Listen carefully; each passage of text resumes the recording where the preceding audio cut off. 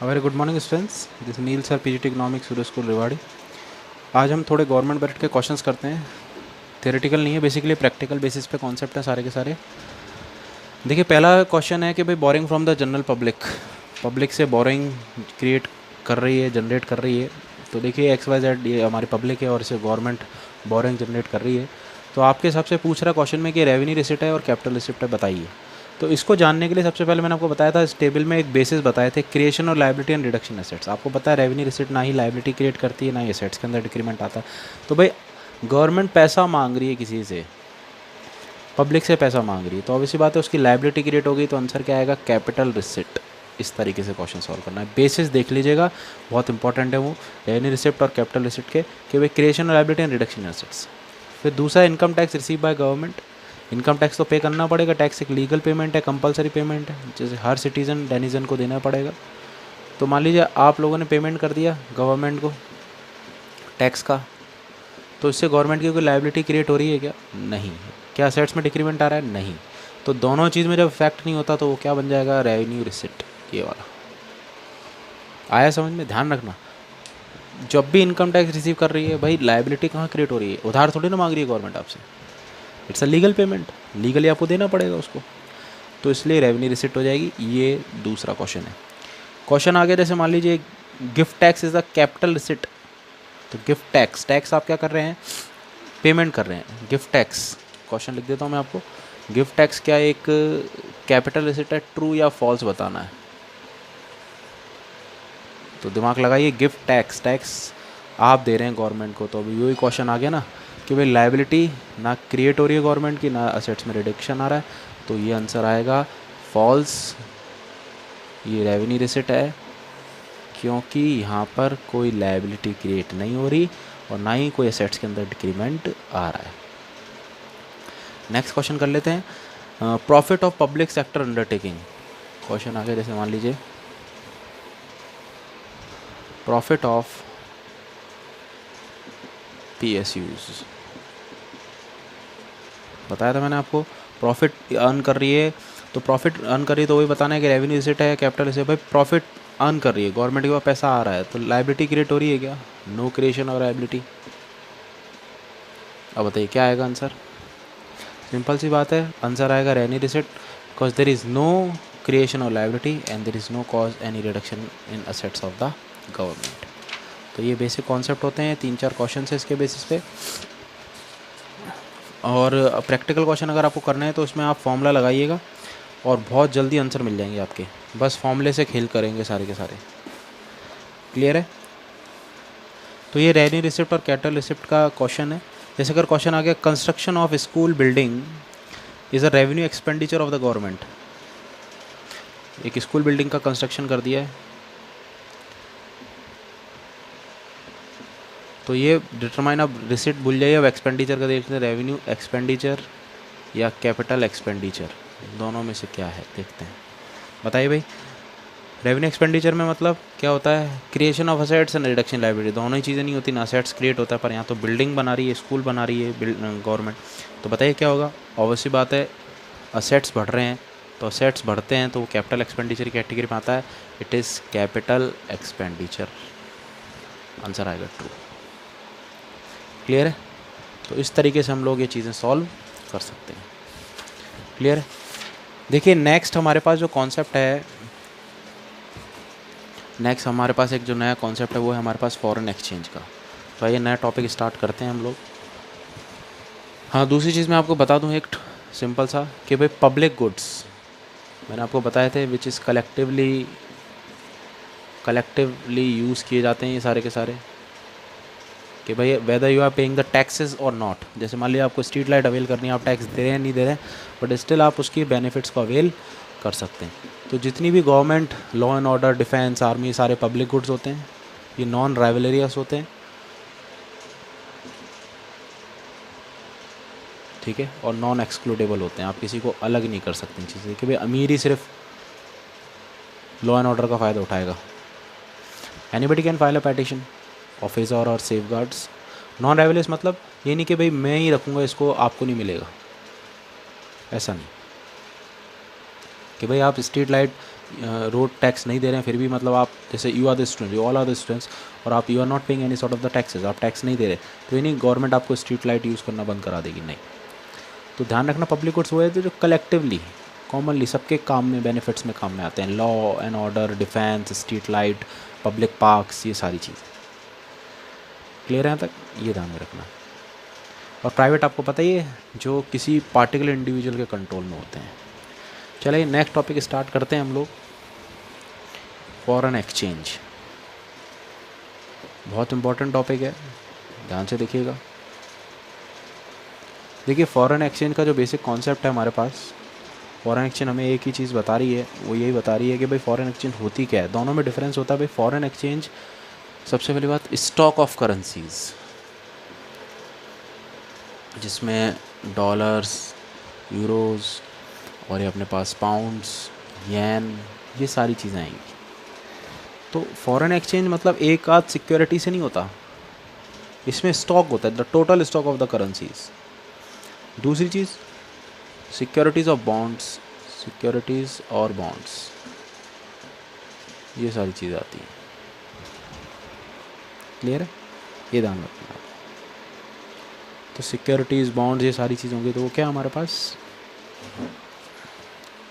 Foreign exchange. But foreign exchange rate क्या होती है?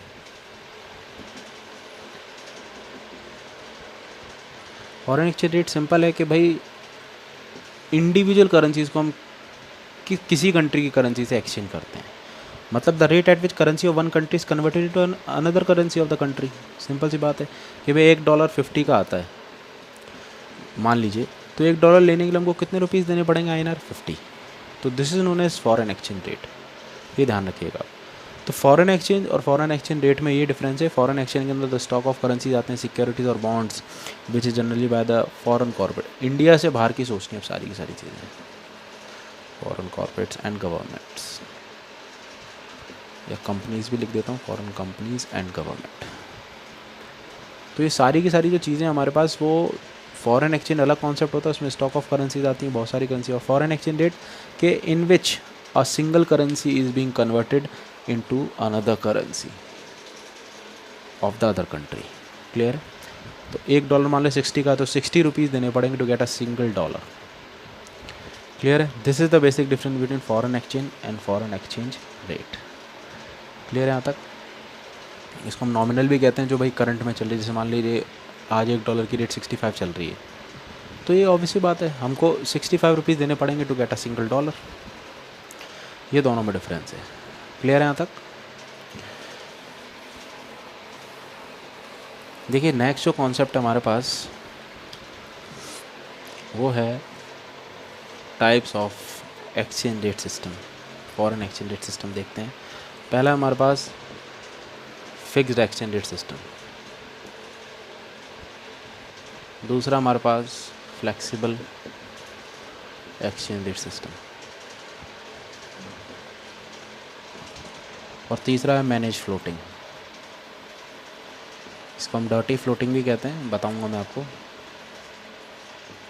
इस तरीके से। बहुत इंपॉर्टेंट चैप्टर है, ध्यान से समझने की कोशिश करिएगा। ये 3 कॉन्सेप्ट हैं। आइए सबसे पहला हम स्टार्ट करते हैं फिक्स एक्सचेंज रेट सिस्टम।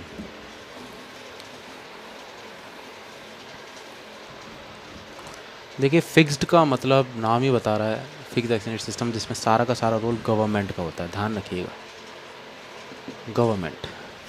पर हम थोड़ा और डिटेल में पढ़ते हैं। फिक्स एक्सचेंज में सबसे पहला जो सिस्टम है वो है गोल्ड स्टैंडर्ड सिस्टम।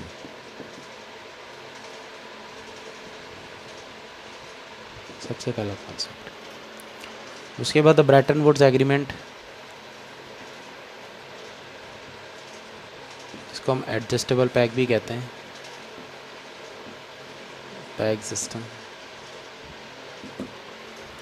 देखिए गोल्ड स्टैंडर्ड सिस्टम में सारा का सारा जो करेंसी, अभी तो देखिए $1 लेने के लिए आपको अपने INR देने पड़ते थे, पर उस टाइम क्या होता था, सबसे पहले जो सिस्टम था ये चलता था 1880 टू 1917, और ये था 1944 टू 1971। ध्यान रखना चीज़ का।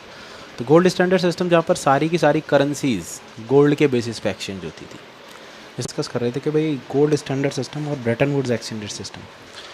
तो गोल्ड स्टैंडर्ड सिस्टम में जो सारा का सारा जो रोल होता है वो गोल्ड के बेसिस पे होता है। देखिए जैसे मान लीजिए एक यूके पाउंड, और यूके पाउंड का मतलब लंदन के हमारे पास जो करेंसी होती है उसको यूके पाउंड कहते हैं। तो मान लीजिए एक यूके पाउंड जो भी चीज़ होती थी वो सारा का सारा किसके बेसिस पे होता था? गोल्ड के बेसिस पे। 2 ग्राम्स ऑफ गोल्ड है और एक यूएस डॉलर, मान लीजिए हमारे पास 1 ग्राम ऑफ गोल्ड है।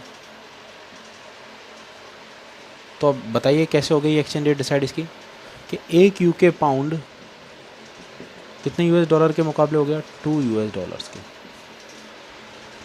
सिंपल सी बात है, क्लियर है?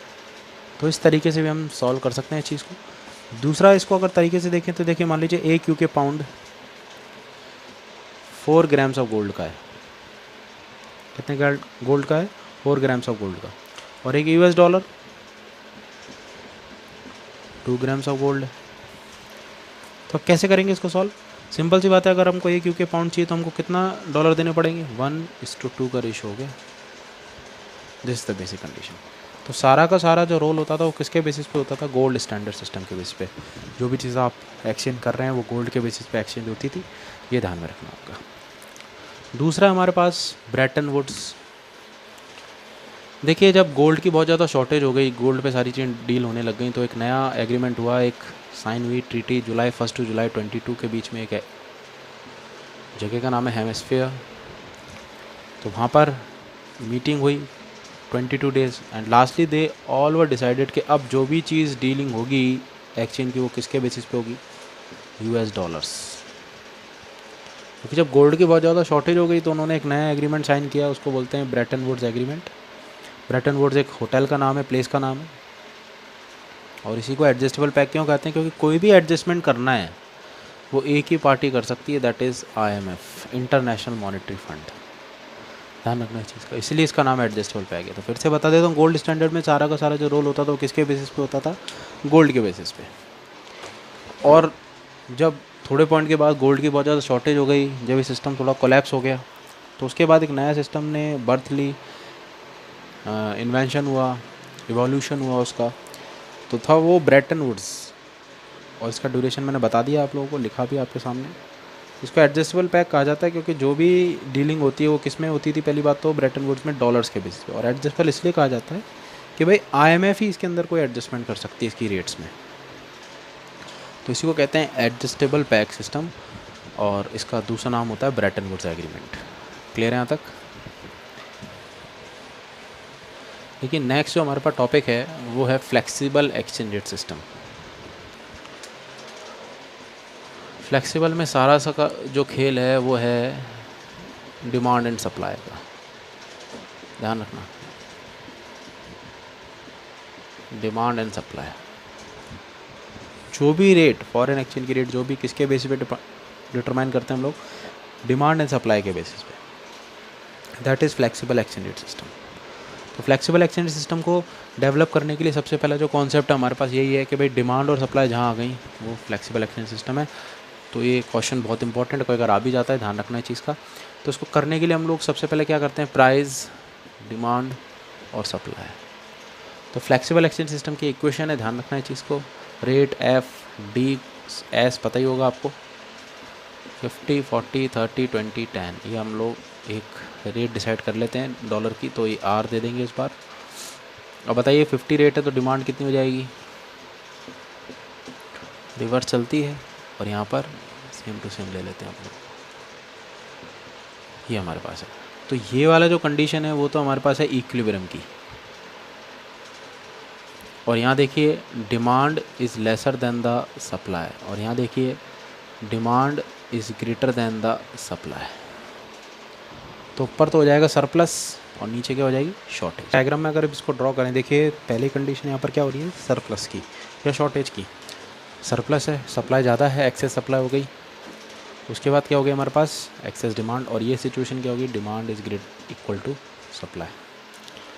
तो पहला कॉन्सेप्ट देखिए, अगर हम इसको डायग्राम में प्लॉट करते हैं, दिस इज़ X/O/Y,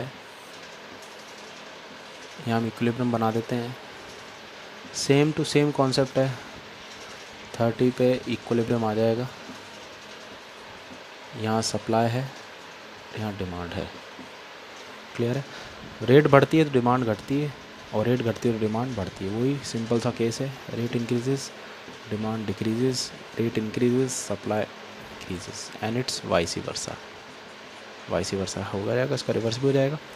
तो देखिए, इसको करने के लिए सबसे पहले डालिए 50 हमारे पास रेट चल रही है डॉलर की, तो डिमांड कितनी हो जाएगी हमारे पास 10, सप्लाई कितनी हो जाएगी हमारे पास 50। तो इसको आप इस तरीके से प्लॉट कर सकते हैं।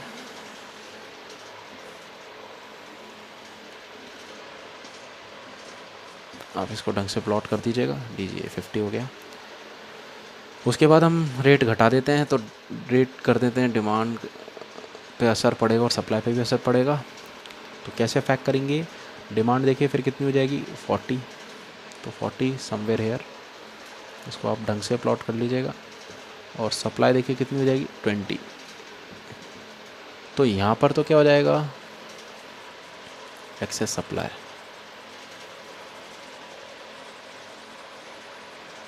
और इधर क्या हो जाएगा हमारे पास एक्सेस डिमांड। सारा खेल किसका होता है, इक्विलिब्रियम का। तो यहाँ हो जाएगा एक्सेस डिमांड और यहाँ हो जाएगा एक्सेस सप्लाई। ये बेसिक कॉन्सेप्ट है। और ई पॉइंट आ जाएगा इक्विलिब्रियम, जहाँ डिमांड और सप्लाई दोनों इक्वल हो जाएंगे। क्लियर है? अब भाई रेट बढ़ी हुई है 50 हो गई है, डिमांड कितनी उस टाइम 10, सप्लाई कितनी उस टाइम, देखिए सप्लाई कितनी अपने पास 50। तो यहाँ पर दोनों का कॉम्बिनेशन फिट नहीं बैठ रहा है। तो क्या करेंगे, डिमांड ने सप्लाई को सेट करने के लिए ऑब्वियस बात है गवर्नमेंट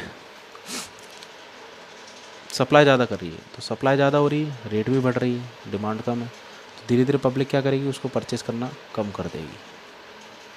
और जब कम कर देगी तो ऑब्वियस बात है सप्लाई ज़्यादा है, डिमांड कम है, तो उस कंडीशन में रेट बढ़ी हुई है। तो गवर्नमेंट क्या करेगी, धीरे धीरे रेट रिड्यूस करेगी। तो 50, 40, 30 आ गए हम लोग। सप्लाई ज़्यादा है, सरप्लस है, डिमांड कम है, दिख रहा होगा आपको इस एरिया पे सप्लाई ज़्यादा है, डिमांड कम है। तो गवर्नमेंट धीरे धीरे रेट रिड्यूस कर देगी और किस पॉइंट पे आ जाएगी, इक्विलिब्रियम। अब ज़्यादा ही रेट रिड्यूस कर दी, 20 या 10 पे आ गए, तो फिर रेट बढ़ाना चालू करेगी, क्योंकि 20 पे आ गई तो डिमांड ज़्यादा हो जाएगी, सप्लाई कम हो जाएगी। ये भी इक्विलिब्रियम की कंडीशन नहीं है, ये दोनों कंडीशन डिसइक्विलिब्रियम की लग रही हैं आपको, हैं ही बिल्कुल। तो 20 से फिर से रेट स्टार्ट करेगी, 20 या 10, 20, फिर वापस से किस पे आ जाएगी 30 पे। जैसी रेट बढ़ेगी तो सप्लाई भी बढ़ेगी, डिमांड भी क्या हो जाएगी, धीरे धीरे कम हो जाएगी। तो सबसे बेस्ट पॉइंट कौन सा है, equilibrium point. This is known as flexible exchange rate system. तो देखिए वही कॉन्सेप्ट है यहाँ पर, रेट बढ़ेगी तो डिमांड घटेगी और रेट घटेगी तो डिमांड बढ़ेगी। और सप्लाई के साथ पॉजिटिव है, रेट भी बढ़ रही है, सप्लाई भी बढ़ रही है। बट सबसे इम्पॉर्टेंट पॉइंट क्या है, जहाँ इक्विलिब्रियम आना चाहिए। क्लियर? सिंपल सी बात है, फिर से मैं समझाने की कोशिश कर रहा हूँ। रेट मान लीजिए 50 हो गई, ठीक है, 30 से 50 हो गई, तो सप्लाई ज़्यादा हो गई, डिमांड कम हो गई। तो ये भी सिचुएशन पॉसिबल नहीं है ज़्यादा लंबे टाइम के लिए। हमारी कंट्री का क्या हो गया, डेप्रिशिएशन। $1 पे पहले 30 रुपये देने पड़ रहे थे, अब $1 पे कितने देने पड़ रहे, 50। तो इस बात है, सप्लायर तो ज़्यादा सप्लाई करेगा, डिमांड वाला क्या करेगा, कम। उस कंडीशन में हम लोग इसको अलग अलग भी बना सकते हैं। कैसे बनाएंगे, देखिए ये रेट बढ़ा दीजिए आप,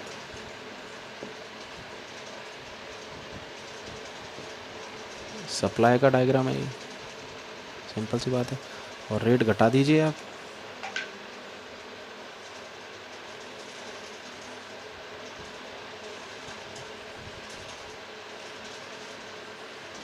तो रेट बढ़ा देते हैं तो डिमांड कम हो जाएगी, और रेट घटा देते हैं तो डिमांड बढ़ जाएगी। तो this is the case of demand. तो वही कह के हमारे पास next concept fixed exchange rate and the flexible exchange rate system. देखिए फिक्स्ड एक्सचेंज रेट सिस्टम का जो बेसिक कॉन्सेप्ट है, इसमें सारा का सारा रोल जो होता है गवर्नमेंट का होता है, और यहाँ पर सारा का सारा रोल होता है, मैं बता भी चुका हूँ आपको ऑलरेडी, डिमांड एंड सप्लाई का। तो गवर्नमेंट ही इसके अंदर सारी चीज़ों में चेंजेस करती है। कोई इंक्रीमेंट डिक्रीमेंट करना है तो government plays a very vital role in increment और द डिक्रीमेंट। फ्लेक्सिबल ऑब्वियसली बात है, यहाँ पर सारा का सारा रोल क्या होता है, मार्केट फोर्सेस का होता है, ये ध्यान में रखना। कोई भी प्रॉफिट कमाना है गवर्नमेंट ही खुद डिसाइड करती है डेलिबरेटली नोइंगली कि भाई क्या रेट डिसाइड करना है, और यहाँ पर सारा का सारा रोल किसका होता है, मार्केट फोर्सेस का। तो आइए फिक्स को हम और ध्यान से पढ़ते हैं। फिर से बता रहा हूँ, फिक्स में सारा का रोल गवर्नमेंट का होता है, फ्लेक्सिबल में सबका रोल से ज़्यादा सबसे ज़्यादा रोल होता है मार्केट फोर्सेस का। तो देखिए पहला फिक्स्ड के दो कॉन्सेप्ट होते हैं, डिवैल्यूएशन और रिवैल्यूएशन। अबे होते क्या हैं ध्यान से देखिएगा।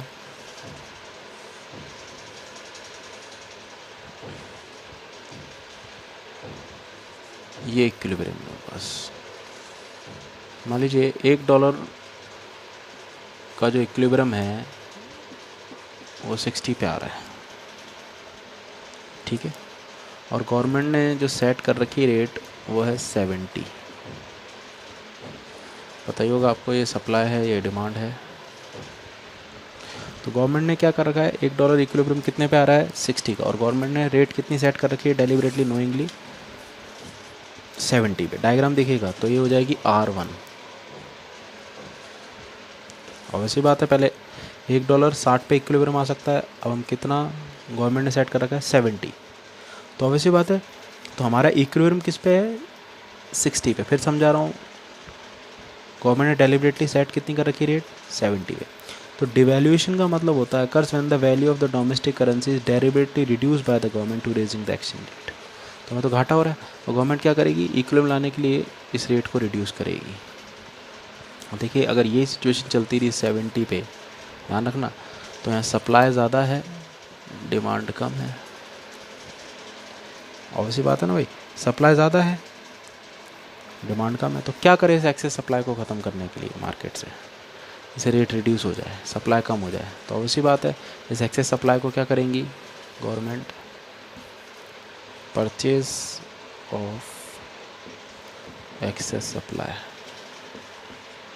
इस एक्सेस सप्लाई को गवर्नमेंट क्या कर लेगी, परचेज कर लेगी फॉरेन करेंसी खुद की इंटरनेशनल मनी मार्केट से। और इस कारण क्या होगा, जब मार्केट में धीरे धीरे क्या हो जाएगी, शॉर्टेज होने लग जाएगी। यहाँ देखो सप्लाई ज़्यादा है ना, वापस समझ लीजिए इक्विलिब्रियम आ रहा है $1 60 पे, और गवर्नमेंट ने रेट कितनी सेट कर रखी है, 70 अबव द इक्विलिब्रियम। तो सप्लाई ज़्यादा है डिमांड कम है, तो उस कंडीशन में क्या करेगी गवर्नमेंट, डिवैल्यूएशन का मतलब यही है कि गवर्नमेंट ने नोइंगली क्या करती है, फिर से समझा रहा हूँ, occurs when the value of the domestic currency is deliberately reduce by the government by raising the exchange rate. ठीक है, तो सिंपल सी बात है, यहाँ पर मार्केट फोर्सेस का कोई लेना देना नहीं है, सारा रोल किसका है, गवर्नमेंट का। ध्यान में रखना। और ऐसी बात है भाई, $1 पहले 60 पे इक्विलिब्रियम आ रहा है, 70 पे गवर्नमेंट ने सेट कर दिया, तो गवर्नमेंट क्या करे, रिड्यूस कर रही है।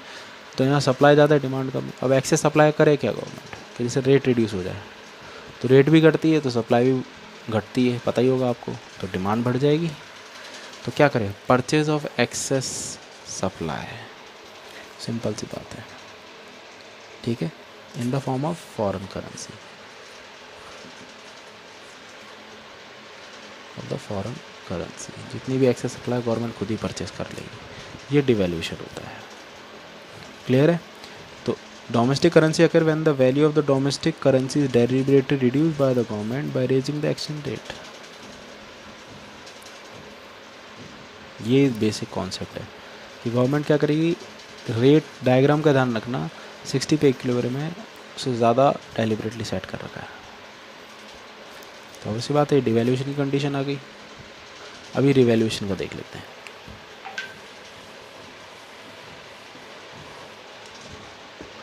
देखिए रिवैल्यूएशन में इसका रिवर्स करते हैं थोड़ा।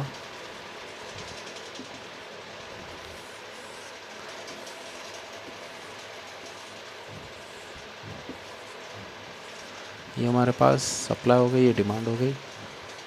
अब बताइए इसमें क्या करना है, इक्विलिब्रियम कितने पे आ रहा है, मान लीजिए $1.60, ये इक्विलिब्रियम है। और गवर्नमेंट क्या करेगी इसके अंदर, सिंपल सी बात है, इक्विलिब्रियम कितने पे आ रहा है, 60 पे। तो एक्सचेंज रेट गवर्नमेंट ने कितनी डिसाइड फिक्स कर दी है, मान लीजिए 50, ये R2 हो गया। गवर्नमेंट रेट कितनी डिसाइड कर दी है?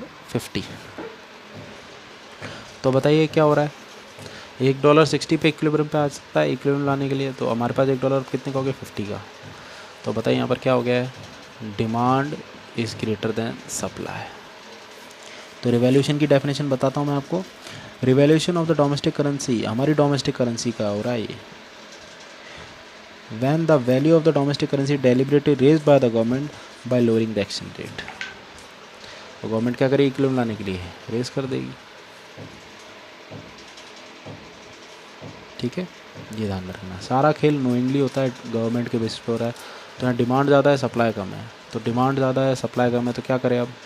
ऑब्वियस बात है, अब ये गवर्नमेंट क्या करेगी? रिलीज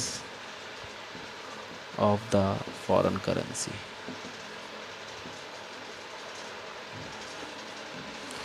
डिवैल्यूएशन में इसका उल्टा है, $1 मान लीजिए 70 का है, तो यहाँ सप्लाई ज़्यादा है, डिमांड क्या है? कम है, तो गवर्नमेंट क्या करेगी? यहाँ पर excess supply, foreign currency purchase करेगी, और यहाँ क्या करेगी? मान लीजिए सेल कर देगी। तो सेल करेगी तो रेट भी बढ़ेगी। That is the basic case of devaluation and the revaluation. ठीक है, रिवैल्यूएशन में वही चीज़ है जहाँ पर गवर्नमेंट डेलिबरेटली नोइंगली क्या करती है? पहले रेट को फिक्स करके रखती है, कितनी है? 50। अब उसको धीरे धीरे रेस करेगी। और यहाँ पर क्या करना है? गवर्नमेंट ने सेट कितना कर रखा था? 70। अब धीरे धीरे इसको क्या करेगी? रिड्यूस। तो यहाँ डिमांड ज़्यादा है, सप्लाई कम है? नहीं, सप्लाई ज़्यादा है, डिमांड कम है। और यहाँ डिमांड ज़्यादा और सप्लाई कम है, तो सप्लाई ज़्यादा है, डिमांड कम है, तो उस कंडीशन में एक्सेस सप्लाई को ख़त्म करने के लिए क्या करें? परचेस। और एक्सेस डिमांड को ख़त्म करने के लिए क्या कर दें? Sell. So that is the basic case. इसमें सारा खेल गवर्नमेंट का होता है, सब चीज़ें फिक्स्ड होती हैं, ध्यान रखना है चीज़ का। क्लियर है?